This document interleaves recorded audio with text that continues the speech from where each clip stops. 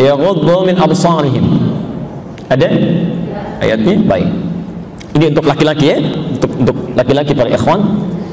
Kata Allah dalam Al-Quran, Muhammad qul lil mu'minina, katakan pada orang-orang yang masih merasa punya iman. Baik. Sebentar, kita berhenti dulu di bagian pertama ini. Saya berikan rumus tafsir sebentar Bu ya, Pak ya.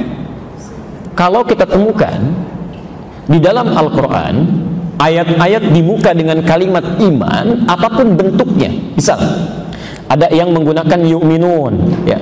Al-Baqarah ayat ketiga kalimat iman pertama alladzina yu'minuna bil ghaib. Ada yang menggunakan amanu, ya ayyuhalladzina amanu kutiba alaikumus siyam. Ada yang menggunakan al-mu'minun seperti ayat ini ya. Mu'minun qad aflahal mu'minun, mu'minin kullil mu'minin ya. Kalau ibu bapak temukan di Quran, saya agak pelankan sebentar, ayat-ayat yang dibuka dengan kalimat iman, yakinkan, hati-hati, isinya, informasinya itu akan menjadi indikator ukuran tingkat keimanan seseorang. Kalau isinya perintah diawali dengan kata iman, maka perintah itu akan menjadi ukuran keimanan seseorang ya. Semakin cepat merespon perintahnya, itu menandakan semakin kuat imannya. Tapi kalau semakin bermalas-malasan bahkan ditinggalkan perintahnya, itu tandanya imannya bermasalah. Saya beri contoh, kalimat iman pertama di Quran itu disandingkan dengan kalimat sholat. Coba lihat Al-Baqarah ayat 3 kita hafal, alladzina yu'minuna bil ghaib wa yuqimunas shalah. Kalimat iman disandingkan dengan kalimat sholat ya. Ini artinya orang-orang yang cepat merespon perintah sholat ya, mudah menunaikan sholat, itu tandanya imannya bagus, baik ya. Tapi kalau ada orang yang malas-malas bahkan ditinggalkan dalam kehidupannya, dia mengaku muslim tapi tidak mau sholat, maka ada yang salah dalam imannya, ada yang salah ya. Subuh jam berapa sekarang? Oh, bagaimana? Masya Allah, jadwal belanja tahu, jadwal sinetron tahu, jadwal sholat tidak tahu. Subuh jam berapa? 4:36. Baik. Lihat sini, panggilan sholat disandingkan dengan iman ya. Termasuk anda yang Jumatan juga, Jumatan dibuka dengan kalimat iman, ya ayyuhalladzina amanu idza nudiya lis-sholati min yaumil jum'ah ya. Adzan subuh 4:36, saya sering berikan contoh ini ya, disandingkan dengan kalimat iman. Ada orang yang sebelum adzan bahkan dia sudah siap-siap, jam 4 dia bangun, ada yang jam 3 dia tahajud dulu, dia istighfar dulu. Nah ini tandanya orang-orang yang cepat merespon perintah itu imannya sangat bagus, imannya baik ya. Tapi yang jadi masalah, misal dipanggil jam 4:36, ada yang malas-malasan ya, ada yang terabaikan, bahkan mungkin ada yang baru bangun jam 6:34 ya. Dan ini pun belum sadar sholat, maka ada sesuatu yang salah dalam kehidupannya. Dia bola bisa bangun, sholat bisa tertinggal ya. Ini imannya bermasalah. Sekarang yang menarik, rumusnya di Quran, rumus ini sekarang diterapkan dalam praktek tazkiyatun nafas. Kata Quran, kul, katakan lil mu'minin, Muhammad katakan bagi para pria yang masih merasa punya iman. Jadi iman kita dipertaruhkan Pak ya. Iman kita di sini diukur. Yaghuddu min absarihim, tolong jaga pandangannya, batasi.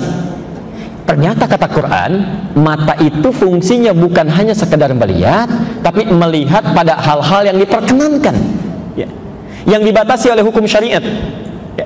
Jadi kalau misalnya, mohon maaf, ada di antara para pria melihat sesuatu yang tidak diperkenankan di luar batas yang dibenarkan oleh syariat, maka ada yang salah dengan imannya. Tapi jika ada di antara kita, para ikhwan, para laki-laki yang melihat yang diperkenankan oleh syariat saja, yang lainnya kemudian dipalingkan, ya ghuddu itu palingkan ya. Pada yang benar dilihat, pada yang tidak benar kemudian dipalingkan, maka itu pertanda ada kebaikan dalam imannya. Baik, yuk kita perhatikan misal ya, Nabi menganjurkan kita melihat yang baik-baik ya, melihat orang ke masjid, melihat Quran, melihat orang yang berakhlak mulia, melihat pemandangan yang bisa mendekatkan diri kita kepada Allah.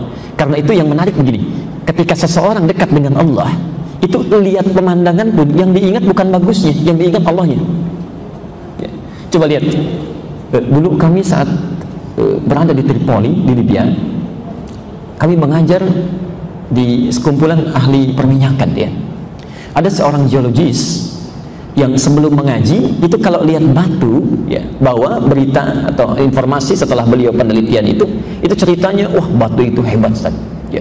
Ustaz, lihat batu itu bisa bedakan satu dengan yang lain, ada kode-kodenya.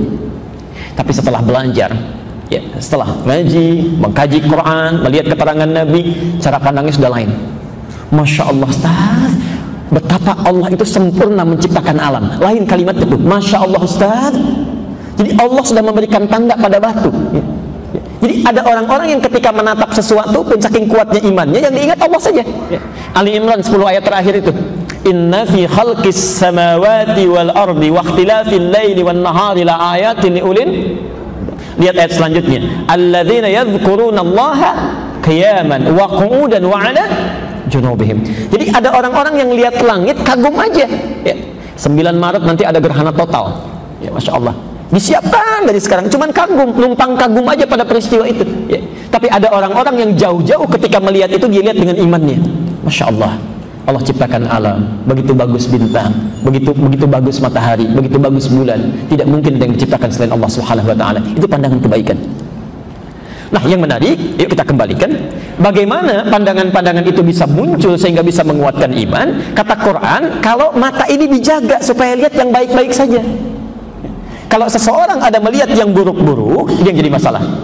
Ternyata, maaf, pertama, pandangan yang buruk itu kata Al-Quran diisyaratkan di ayat ini, satu, itu bisa meruntuhkan iman. Ingat, dia dibuka dengan kata iman tadi. Artinya kalau ada orang melihat yang buruk-buruk, itu imannya bermasalah ya. Lihat tayangan yang tidak bagus, gambar-gambar yang buruk ya.